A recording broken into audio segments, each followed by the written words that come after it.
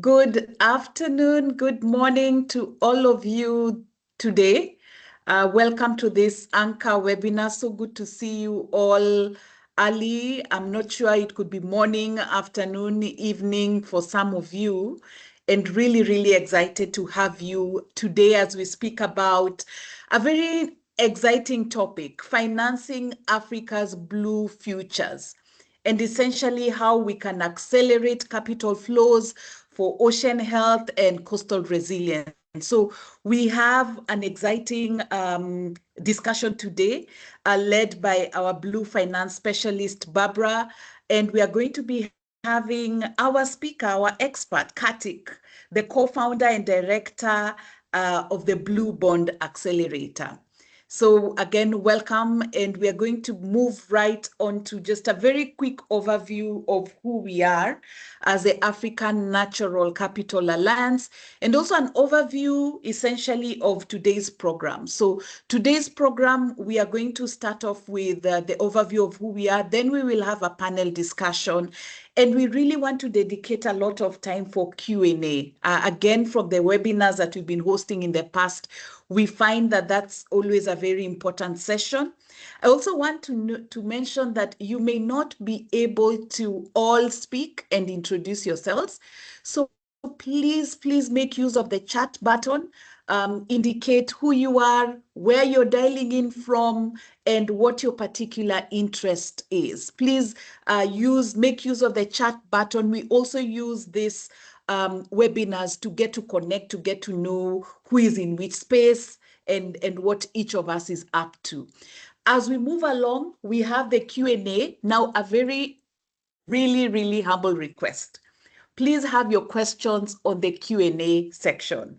Sometimes when you mix the chats and the Q&A, the questions get lost, and we scramble to try and figure out who asked a question. So please just separate those two. And I'm very quickly going to take the next 5 minutes just talking about FSD Africa and FSD Africa's nature program. FSD Africa, we are a specialist development agency, and our work essentially is to make finance work for Africa's future. That's the key word. When we talk about the nature program, we work across the full spectrum of nature finance. Our role is essentially to really work on reducing nature negative finance flows. I think all of you know, currently estimated at around 7 trillion per annum. But we really also want to work towards scaling positive nature finance flows, which, as you all know, is currently really low at about 200 billion per annum, but we need almost 1 trillion by 2030. And so what we work on conservation areas, we work on cities, we work on productive landscapes. And if I move on to the next slide, we do this through a number of pillars, which I'm going to speak about very quickly. We work on policy, so we work with regulators, we work with African policy makers, we work with central banks, essentially to support the development of an enabling policy. Capacity building is also a key part. So this webinar, the ANCA fellowship, the kind of sessions that we have, roundtables, are also items that we use to strengthen African financial leadership in nature finance. And as you know, blue is quite nascent from a finance point of view. And so that is part of the reason why we've set this up, this series of webinars on blue data and metrics. For those of you in science, in research, in finance, data metrics adds credibility and provides support for informed and effective investment decisions.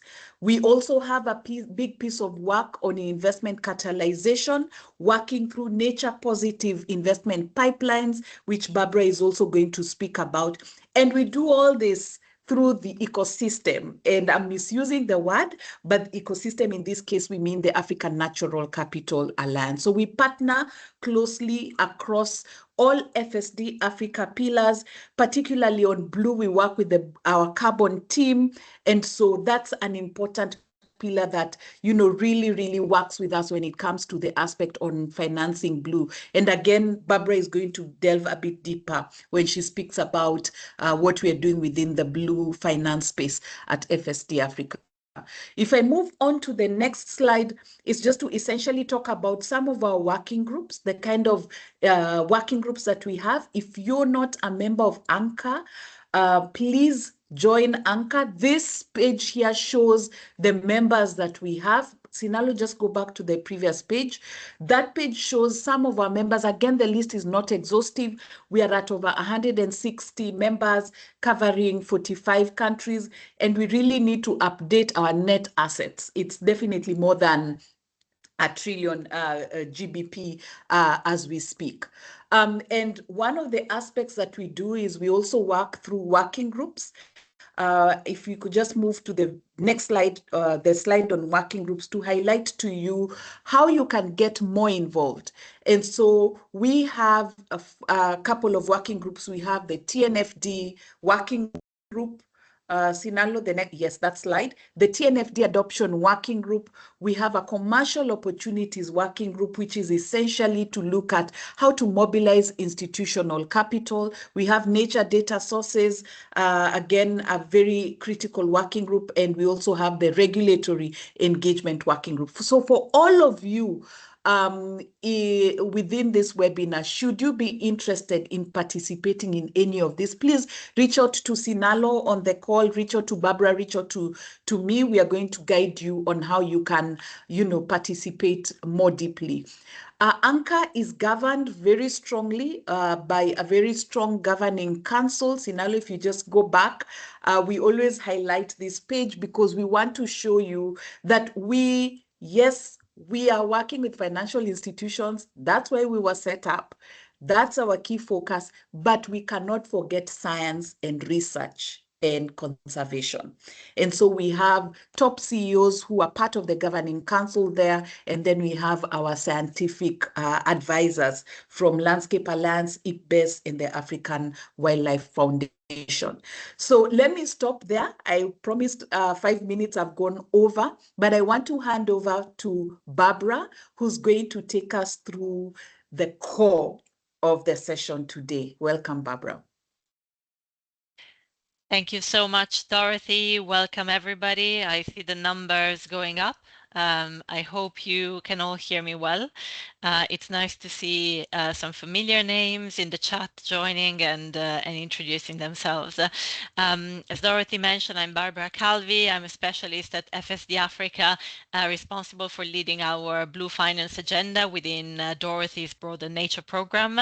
So very happy to be here with you today and to be joined by Karthik from our partner organization, the Blue Bond Accelerator. I'm conscious that, again, we want to sort of give the floor to BBA to run us through some of the great work that they have developed over the past few months, and some of the new tools that they are in the process of testing with regards to Blue Finance. But let me give you a little bit of an introduction of why we think this is a particularly relevant topic and very timely for the African continent now. So a lot of very convincing number and stats on the screen.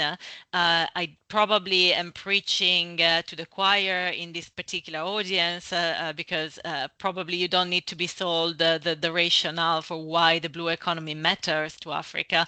But let me just delve into a few of these. So clearly there is a very strong environmental imperative to be mobilizing capital towards the blue economy nowadays, and very relevant to the African continent, which holds about 20% of the world's mangrove forest. And we're all aware of the incredible carbon storage potential that it has, also with comparison to some of the terrestrial and land sort of equivalent forests.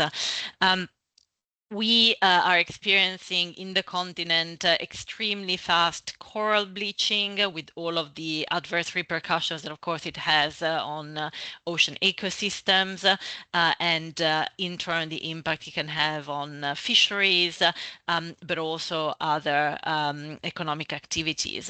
The social stakes are great, and sometimes whenever we speak about nature and blue, the social aspect is taken taking like a second tier, but in this particular case, we're talking about over 200 million Africans that depend directly or indirectly from some of the marine, coastal, water-related resources of the blue economy.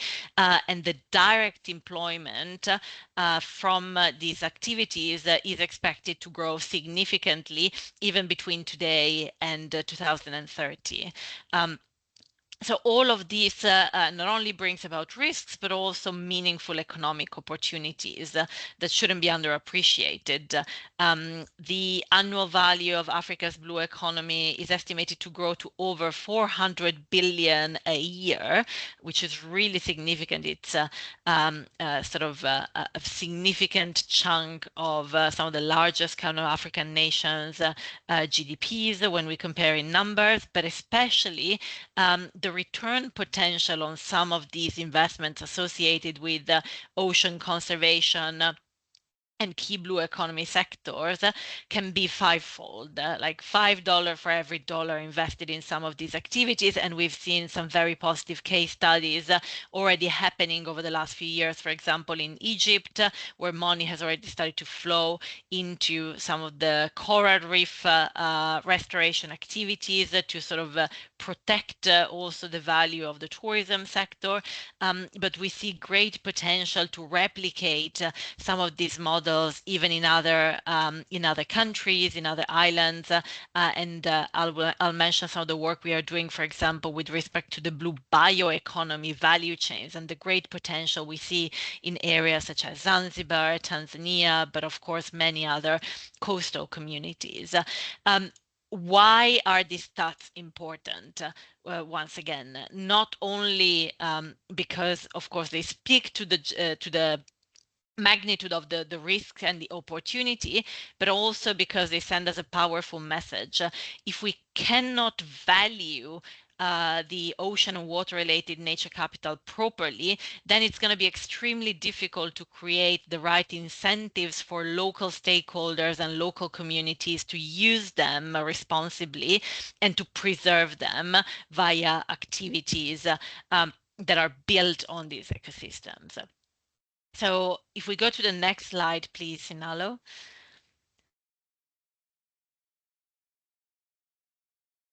One of the typical questions that we often receive when we enter in meetings with relevant stakeholders, especially in the financial sector, is what is blue? What is blue finance? How do we really define it?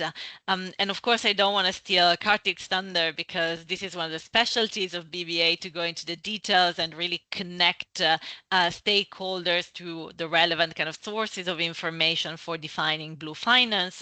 But in a nutshell, at FSD Africa and ANCA, this is just a snapshot of some of the activities that we're dealing with when it comes to the blue economy. The part that I would like to emphasize is not only the variety of these activities, but especially the cross-cutting nature of most of all. When we think about the blue economy and blue finance as a sort of platform for mobilizing capital towards it, we're really sitting at the intersection of climate and nature.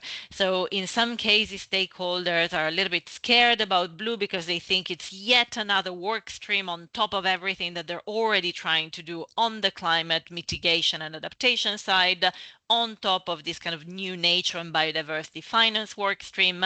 But the message we're trying to convey is that it's really intertwined and there's a lot of synergies, but also very unique points that shouldn't be underappreciated. How do we tackle all of these interconnections? Well, in a very collaborative manner. It means that we need to work with a broad range of partners, some of which Dorothy also mentioned that are already part of the ANCA Alliance, but also internally at FSD Africa. The Blue Finance Agenda is a very collaborative one that involves many colleagues working across multiple different teams, not only in nature, ourselves, Dorothy, myself, and Sinalo, and other colleagues today represented, but also across the carbon markets team, across the capital markets and sustainable finance team, insurance, early stage climate finance, and last but definitely not least, our investment colleagues who are critical in sometimes putting some of the anchor investments to really unlock that catalytic effect. So just to give you a few examples of how we work together and the type of financing tools that we try to deploy towards this space, I want to use some of the examples that we have here on the slide. So we already run a number of accelerator programs that are focused on nature, both carbon and non-carbon related nature-based solutions. We have our Carbon Accelerator Program for the environment that has been operational since late 2024 and has already achieved a pretty impressive results, especially with the latest cohort of projects that have been supported with very high number of high quality strong MRV-backed carbon credits that have been issued, and over 600,000 livelihoods that have been supported via some of these community-led, in many cases, projects, some of which I had the pleasure of visiting very recently through the ANCA Executive Fellowship program in Indiana in southern Kenya. We have the Nature First Innovation Lab that was more recently launched during the summer and really focuses on the non-carbon nature-based solution to try and provide the necessary financial and then technical support to some of these entrepreneurs to advance their projects across regenerative agricultures, across some biotech solutions, across some data-focused innovation for nature, and many other projects among the categories that we have seen in the previous slide. But we're also building pipeline development programs that are really targeting the blue economy specifically. So we are working with partners including Outrigger Impact, also part of the broad Aura network, on sort of developing pipeline for the Indian Ocean island states with a focus on all the most relevant blue economy sectors, ranging from aquaculture to port-related infrastructure to, again, restoration activities and so on. But we are also building at FSD Africa ANCA in partnership with the Nature Finance colleagues an African bioeconomy finance hub that has a specific pillar focused on the blue bioeconomy and really flagging the importance of building those value chains. Again, when you think about aquaculture, fisheries related to marine protected areas management, and how critical the governance component in addition to the investment component really is in making those systems work, all the way into facilitating the scale up of seaweed, for example, value chains.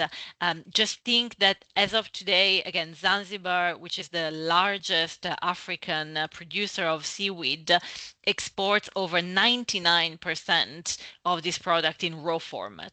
And this really undermines the amount of local value capture that is sort of retained from the final products that ultimately go in many cases into the foods, the health, the pharmaceutical sort of sectors. We are also supporting sort of standalone landmark transactions. A few months ago in April, the Cape Water Outcome-Based Bond was issued by First Trend with the support of RMB and FSD Africa Investment together with IFC were the anchor investors. In this over $150 million equivalent transactions that is linked to the effective removal of invasive species for improving the flow of water into the Western Cape storage dams. So clearly a very well identified environmental and ultimately community benefit associated with a very innovative transaction that has since then sparked a lot of attention to blue finance finance in South Africa. We're also supporting the development of the Kenya Blue-Green Bond Program in collaboration with Jumuiya ya Kaunti Napwazi, which is a consortium of the 6 coastal counties, the Kenya Ports Authority, Nairobi Securities Exchange, and UNDP. It's going to be a program of over $300 million equivalents that can really help mobilize critical investments, not only for upgrading very important port infrastructure, improve the energy efficiency of some of those facilities and operations, but also channel investments toward targeted mangrove and other coastal restoration programs from which the local communities can benefit. And last but not least, also thinking more regionally about unlocking ocean conservation capital at scale through innovative blended finance facilities. And as an example, we're partnering with the WWF and a number of other organizations, as well as Sanlam Investments, to develop an investment facility for the northern Mozambique Channel and to really protect the exceptional value of those unique ecosystems that generate almost 6 billion in ecosystem services every year, benefiting the 5 countries that are sort of bordering this unique ocean landscape. So let me pause there. We would be very happy to discuss any of those initiatives in more details with you, but with no further delay, let me pass it to you, Kartik, to take us into more examples, not only African, but global as well. Yes, thank you so much. Welcome, everyone, wherever you're dialing in from. I'm Kartik Iyer from the Blue Bond Accelerator. We've been set up for a couple of years. My colleague Shivam is going to share the slides. So today I'll talk a bit about why Blue and also Blue Bond Accelerator's role, and especially the capital markets role. If there were 2 words I would leave with you to keep in the back of your mind as to why we're doing this, is one is scaling. How can we get more and more bigger size of transactions so that it doesn't seem like Blue is just small conservation projects, but it can be done at a scale and get more investors and money flowing into that.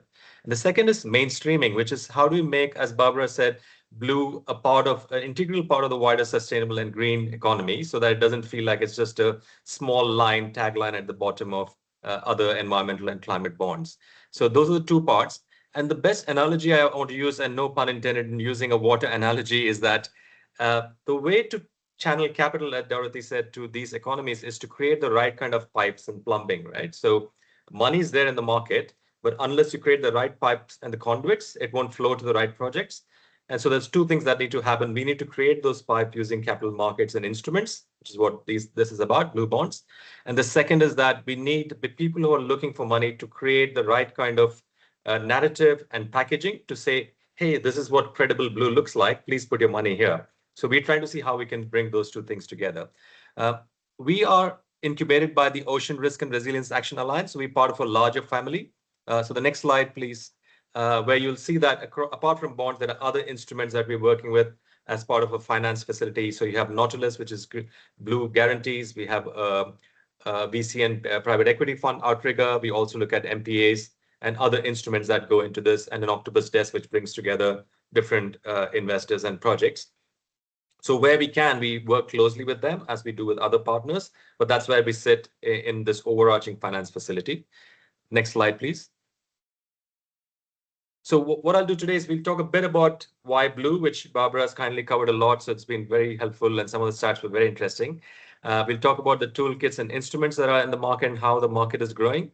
And then obviously the interesting part, a whole lot of case studies, some of which we may not be able to cover in the short time, but you will have this pack for you, which will be distributed. And you can always reach out for more case studies because the market is growing, as you'll see. And then we'll just talk about a few of the things we are doing, our own specific toolkit to support the market, and then close with some key takeaways and insights that you can also bring to the table and we can partner together.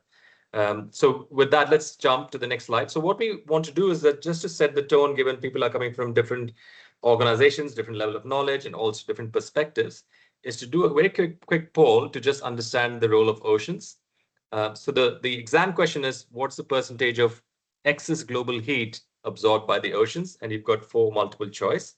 So why don't we take just under a minute for you to have a go at that, and we'll see where we land, and then that will set the tone for some of the why question, and then we'll move to the what and the how.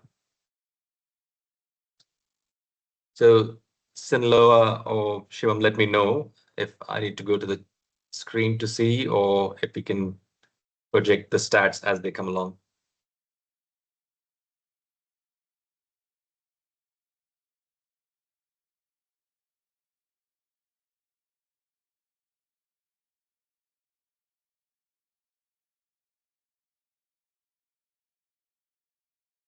Sorry, I can't see the polling progress as such, so you'll have to let me know. If not, I'll help with the answers anyway, just to get a sense. Or if people are putting answers in the chat. People should be seeing a pop-up now Yes, where they are able to submit the answer. Hopefully it's working.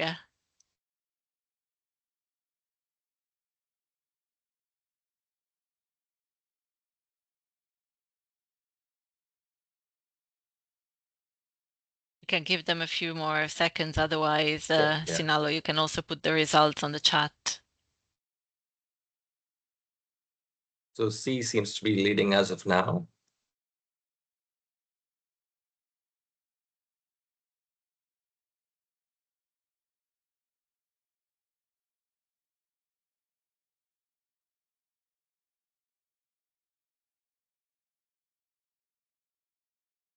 So unless there's a surge, it looks like we're landing on C, yeah? So the general consensus is about 3/4. Should we move to the answer in the interest of time? So the correct answer is actually 90%, which even I found staggering. So two things. That was not just to share with you a stat on how much the oceans absorb heat, but it's also to bring out the importance of what's been happening over the last decade, few decades, I guess. There's been a lot of focus on CO2, right, in terms of mitigation, but little focus on what nature is doing in terms of its role in absorbing and sequestering this kind of heat. And I think that's where we need to make a mindset change, right? So beyond mitigation, there's going to be adaptation and resilience, and also the role of nature in helping the nature climate nexus. So that's one of the things that we want to bring out very clearly on this. And obviously the other things, one of the other ones which I find very staggering is the one at the left bottom, which is 80% of the world's wastewater remains untreated, which means while there's the big ocean out there where it's absorbing heat, or what we're doing as companies and residences and people, civilization, is to put a lot of pollution into wastewater, into nature, right? So that's a lot. 80% is a lot. So that's quite staggering and sobering thought. And similarly, it takes 450 years for plastic to degrade in the marine environment. I'm sure many of you have seen the Attenborough documentaries where you saw the whole sea of plastic within the ocean. So some of these are scary. And then more close to home is also there's 2 billion people who don't get access to safe drinking water. I mean, that's something very basic, right? So as Barbara mentioned, in terms of looking at ocean beyond just emissions reduction, it's looking at the social impact of it, looking at how it's absorbing heat, but also providing nutrition in terms of seafood and helping livelihoods, right? So those are the broad areas of ocean that we are underpricing in many ways and undervaluing, and that's why we're looking at this. So the next slide, having given you that backdrop. So one thing is to say these are the issues, these are the risks, and also to know that there's all this capital in the world. But unless we have those pipes, like we said, we need to bring that capital in the right way. And one of the things, again, thank you, Barbara, for raising that very important point, is that we don't want to confuse people with different labels. What we're trying to say is that mainstream blue within what you're already doing. And so, for example, you'll see a lot of bonds in the last 20 years or 30 years, ever since Paris Agreement has been signed. You'll find many of the green sustainable bonds tend to gravitate towards buildings, renewable energy, transport, the big infrastructure which you do for GDP. But that's usually always the usual suspects. What we're saying is that don't stop doing that, but look at sectors which are in the blue economy, which are funding SDG 14 and SDG 6. SDG 14, as you put in your slide, is the most underfunded SDG, and that is life underwater. So how can we make sure money is flowing into those sectors? That's what we're trying to achieve, not trying to replace it from other labels, right? So as you can see from the list on the slide, there are many instruments. This is the journey of embedding and mainstreaming, as in the blue economy is also using these instruments, which is a good sign. we don't have to reinvent the wheel. We're using what already works, but making sure that the flow of capital is going to those solutions. So that's what we're trying to achieve. And within that, blue bonds plays a big role. The reason we are focusing on blue bonds is scale, right? So bonds tend to finance big projects, and they can club multiple projects into one vehicle, one instrument, and it makes it easier for institutional investors to put money where they can put a big ticket into one place, right? So that's what we're trying to do. We're trying to make it easy for investors to put money. And the best way to do that is to give them the right conduit, but also give them the clarity of what blue really means. Again, to the point raised earlier. I'll just make a quick point on blue funds. It's interesting that there are some dedicated blue funds already coming into the market. T. Rowe Price, some of these investors are on our advisory board. So we work with our partners and advisors, and they have a 220 million blue bond fund, and they've been funding in emerging markets quite a lot. Fidelity also has a corporate blue bond fund. And then more recently, Amundi's GGBI, Global Green Bond Initiative, has a very big blue element. So if you look at the documents of the fund, they have specific criteria for blue, which aligns with some of the international standards. So we're trying to see how we can expand this suite of products. And then last one worth mentioning is also blended finance, where not all countries, all situations can lend themselves to a bond. They may be on a maturity cycle, so we need some concessional capital, need to blend together, as some of the examples you gave in Africa as well. And then there are different structures of bonds, which I won't go into detail. One is where you fund specific point in time projects. So you're saying, I've got a pipeline of these projects I want to finance or refinance. Or you can say, I don't have a specific pool, but I have a specific target over a period of time. If I achieve this target, then you pay me this money, or you don't pay me the money, or there's a step up, step down. So those are different ways of monitoring and evidencing this. Again, all this is already happening in the green, sustainable, and social market. So what we're not doing is reinventing the wheel. We're trying to see how we embed that and make sure blue is also getting the limelight. Next slide, please. This might be basic for everybody, but I just thought it'll be good to make sure in that mainstreaming and embedding, blue bonds are no different from any other bond, right? So the only difference is that the money, or as we call it, the use of proceeds, the money you raise can be used for certain proceeds, is going into blue projects. So that's the only difference. But that is an important point. To understand what are blue projects, you need to understand what blue is, how does it differ from green, and what is seen as proper standards. And that's where the ICMA, the International Capital Markets, and the IFC and other guidelines come in. So they've prescribed specific sectors, and within those sectors, what criteria would define it's blue or not, what you can include, what you can exclude, what is the best practice. And that helps in defining blue versus green. But also, I think, I'm glad, Barbara, in your slide, you had the Kenya blue-green bond. You can still have a hybrid of a blue and green, right? As you build your pipeline, you can say, I want a big bond, part of it is blue, part of it is green. It's still better than nothing that you didn't have blue before. Now you've got a blue-green bond, and that's also been done in several geographies before. Who can issue? Anybody can issue, same as any other bond. Corporates, sovereigns, municipalities, we're seeing a lot of that too, as well as in some blended cases, NGOs working with international development agencies, as well as guarantee providers. So it's open in terms of where they are. There's no restriction just because it's blue. It's just understanding what blue is. And the reason most of the issues we talk to are doing it is, one, they want to deliberately and intentionally raise money for the ocean priorities. So SDG 14 or SDG 6. Fresh water is also an important part. So those two SDGs, they want to be credible to say, we know what blue is, we understand, and this is a good opportunity. The other thing is actually providing a shop window, right? So the same issuer can do a green bond, sustainable bond, social bond, and a blue bond. So you're providing more variety for investors to come in and say, okay, great, you guys are doing multiple things. I'm interested to see what you're doing next. In the case of sovereign, how you align to your NDCs, your climate goals, and your blue economy goals. There are a lot of countries who've got blue economy policies already, many of them in Africa and in emerging markets. So how do you align that and then say, I've done the policy, let's put the money in it now. And that's why many of them are doing that. I think IFC guidelines have mobilized about 2 billion worth of funds to using the blue guidelines. So that says a lot.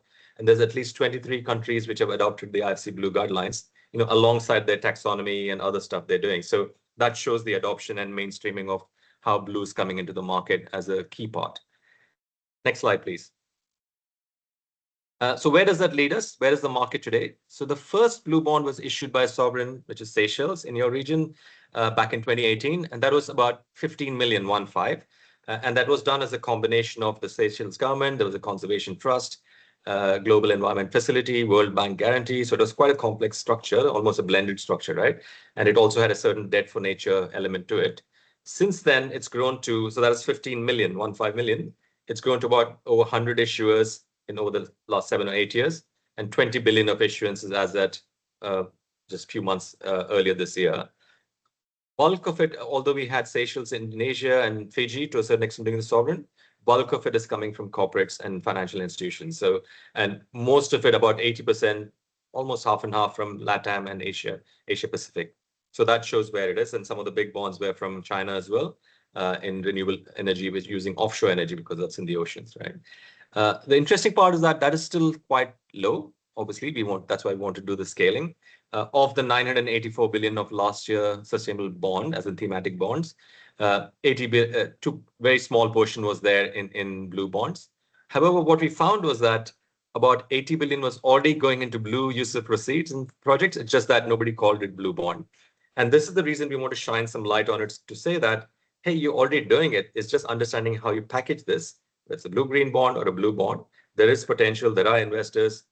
If people are buying, look at your blue economy, look at your pipeline and build that. So we want to increase the proportion of that 8% to, let's say, 25% or 30% over time, right? So that's just a normal way of mainstreaming.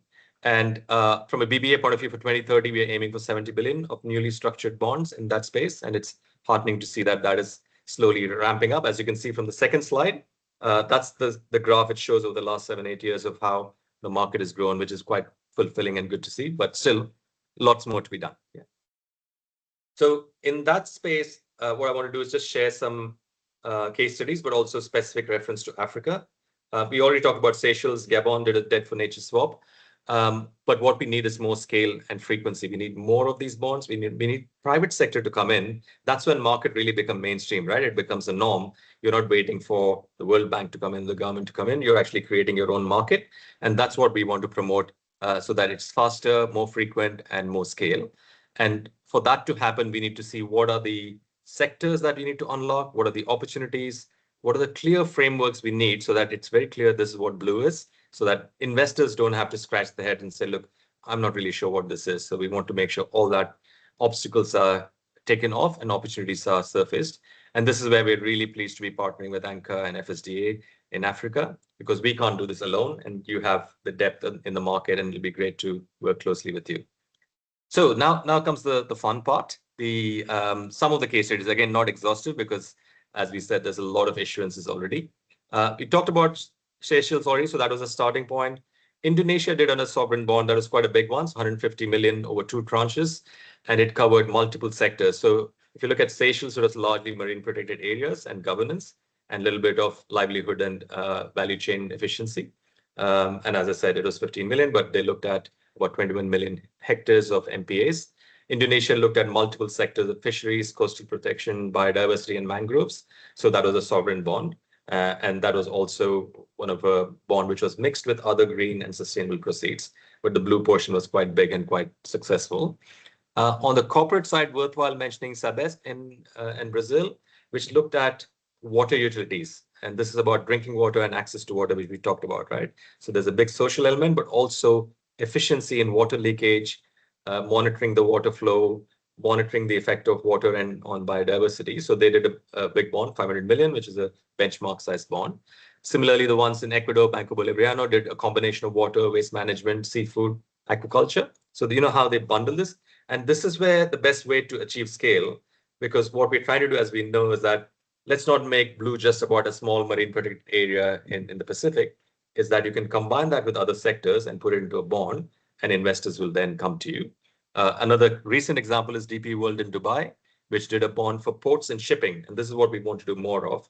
But what they did was did that in a nature positive way, included some mangroves, included wastewater treatment from the ports, as well as electrification, right? So combination of things makes it easier for investor to say, look, I'm not going specifically for one thing here, another thing there. Let's bundle this all together. And that's what we want to see more of. Next slide. I won't go into all of them in detail. The shipping one worth mentioning, and then these two I'll do a spotlight on in the next 2 slides.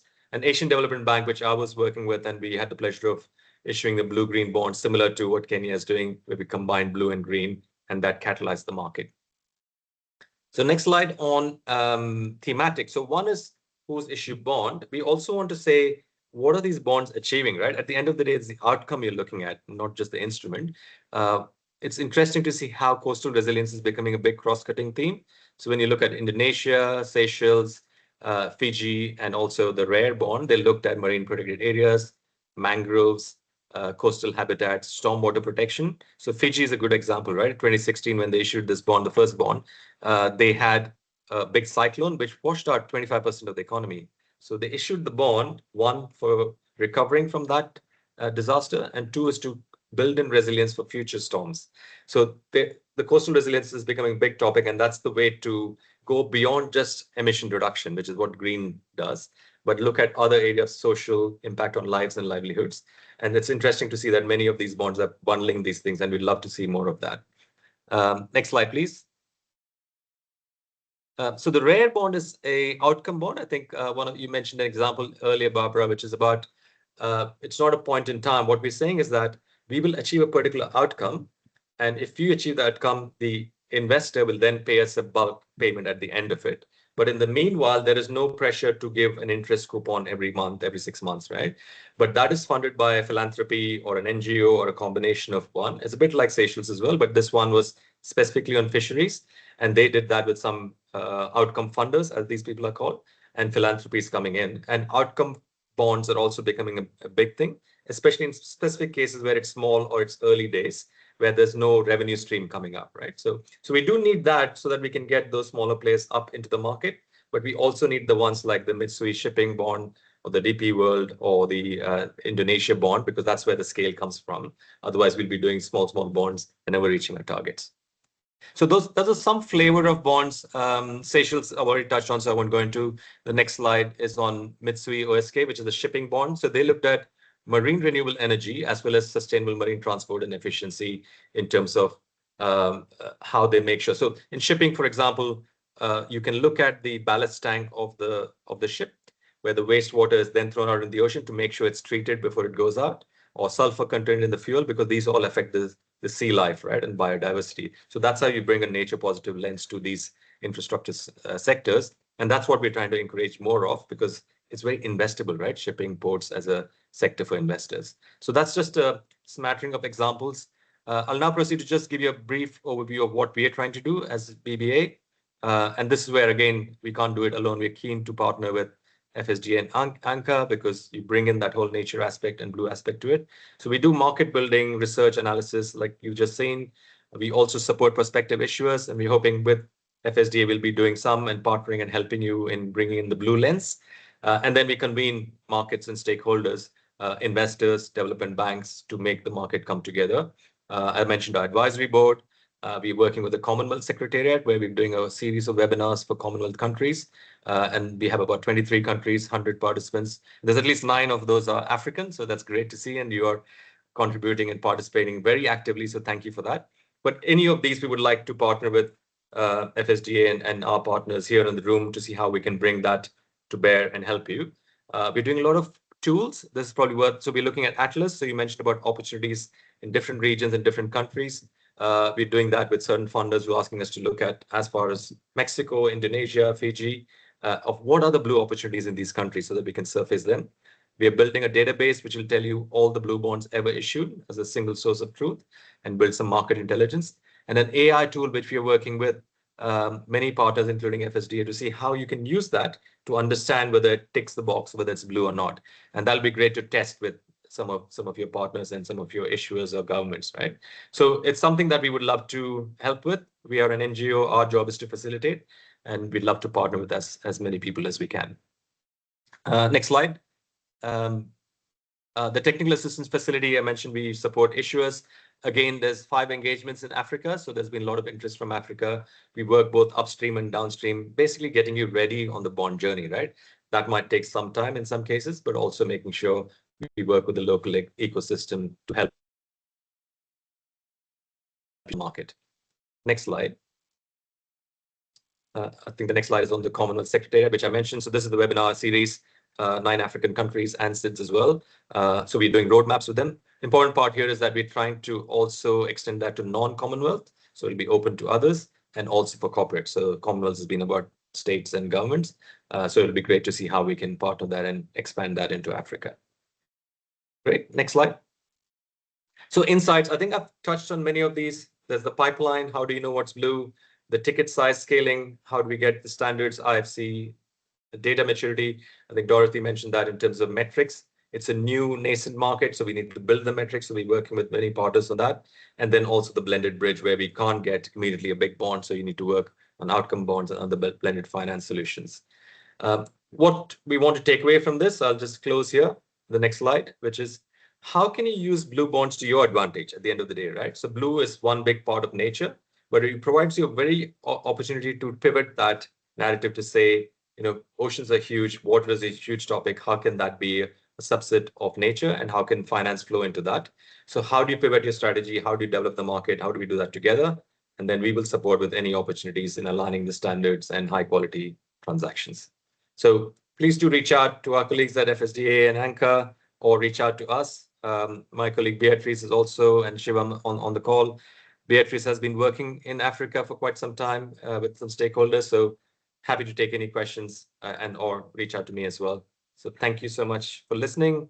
And thank you to FSDA and ANCA for this opportunity. So look forward to being in touch. Thank you so much, Kartik, for the very insightful presentation. Clearly, a lot to unpack, but some of the key messages I think are really powerful. First of all, in many cases, some organizations that could issue some form of blue financing instruments may already be kind of involved in some of these activities without sort of explicitly labeling blue as such.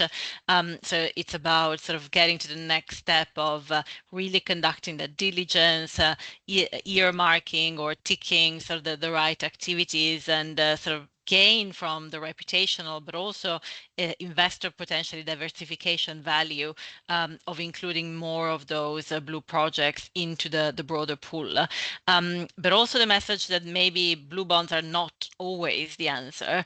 And you touched upon some of the challenges associated with aggregation and coming up with meaningful sort of sizes that can satisfy the majority of institutional investors that may be interested in this type of transactions.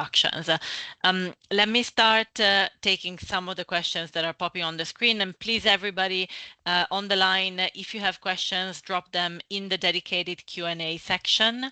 We'll try to monitor the chat, but it's easier if they're in the dedicated section. Maybe let me start with one that was raised by Tabang. In terms of commercial viability and uptake from private investors, which of the blue instruments works best for emerging markets compared to developed markets? Maybe Kartik, if you want to start elaborating based on some of the case studies that you have out there. Yeah, sure. So again, emerging markets has different flavors, right? So I was in the Pacific not long ago, and where we look at a very small island, it's a bit difficult for them to issue a bond. So Fiji did, but if there's an island which has just 12,000 or 20,000 people, the first priority for them is debt sustainability. They shouldn't be borrowing too much. So we won't say, please issue a bond, right? So, but then having said that, in Sri Lanka issued a blue bond from one of the financial institutions there. And then, as I mentioned earlier, LATAM and Asia Pac, which include a lot of EMs, have issued a lot of blue bonds, and that's been quite big. So there's no harm and there's no risk in that. I guess some of them will need some credit enhancement based on the country profile.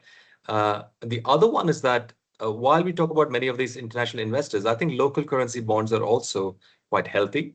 It's important for local currency bond and local investors to invest in their own market to build the market, right? So if an investor from overseas in the US or Europe sees the local market is quite vibrant, they will want to invest, right? So it's not that always you have to wait in Fiji and say somebody from the US is investing into your bond, is to also develop a good local market. And some countries like Thailand, the one I mentioned in Sri Lanka, the second bond issued in Fiji was totally subscribed by their local insurance pension funds, and they were oversubscribed, right? So there are ways to build that capital.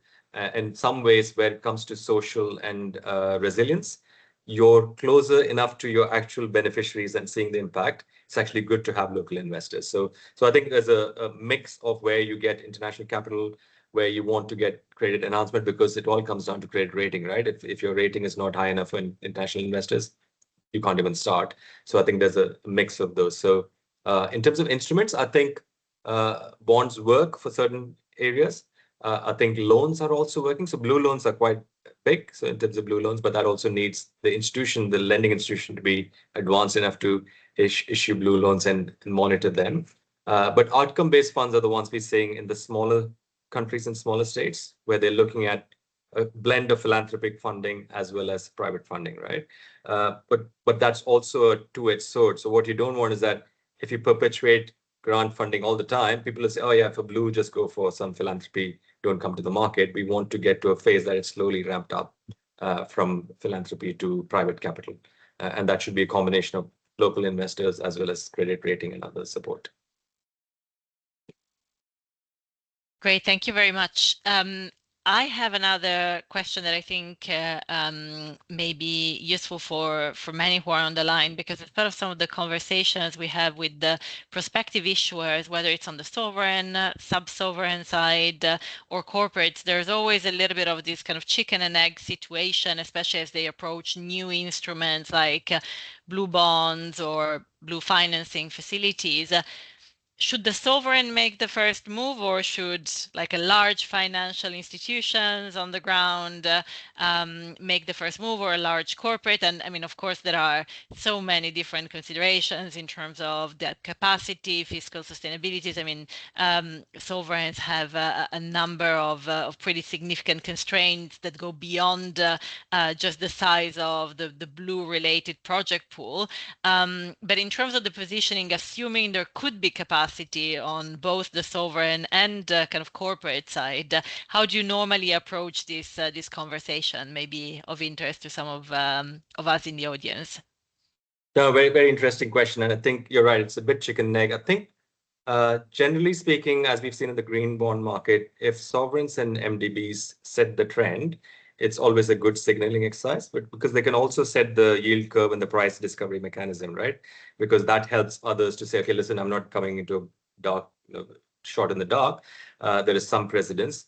The other thing with sovereigns is that, and MDBs is that aggregation, the point you mentioned earlier, is that it allows them to take things like marine protected areas, conservation, which don't have a revenue stream, but they can bundle it and subsidize it with other revenue streams in the governments. The governments are able to do that. And to a certain extent, the big financial institutions can do that. So I think the order would be government, sovereign, financial institutions, and then corporates.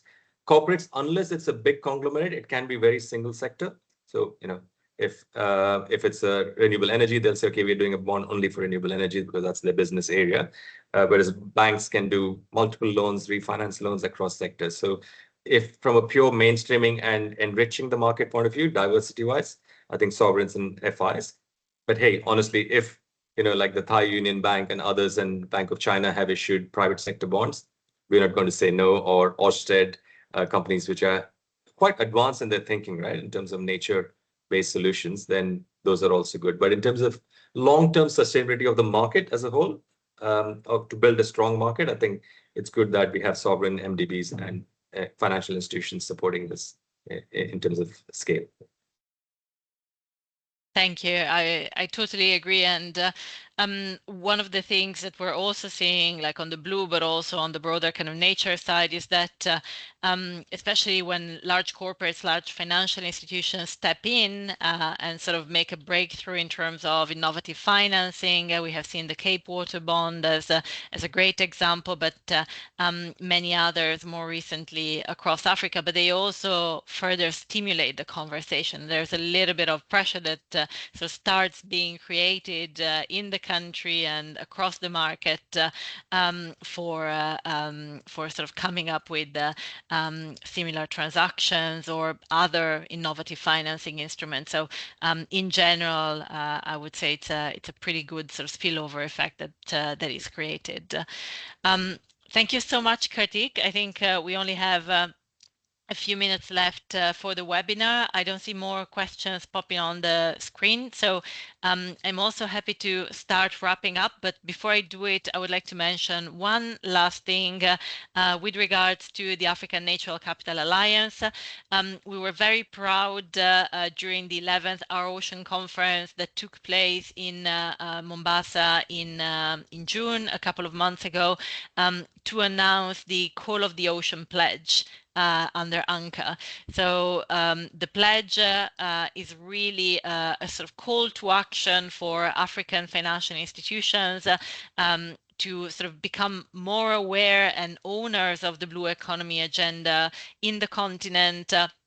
Support where possible capital mobilization through their own kind of investments, transactions, or also by contributing to the broader sort of financial ecosystem and in some cases reforms that need to take place across some of the countries. But we would really encourage you to sort of check the pledge out if you're a financial institution, approach us, Dorothy, myself, Sinalo, the FSD African ANCA teams to get more information. We will put in the chat the link to a very nice video that we recorded with some of the prominent sort of CEOs and executives of the 7 financial institutions that have already sort of pledged support to this call of action. But please do not hesitate to reach out and we will share more information.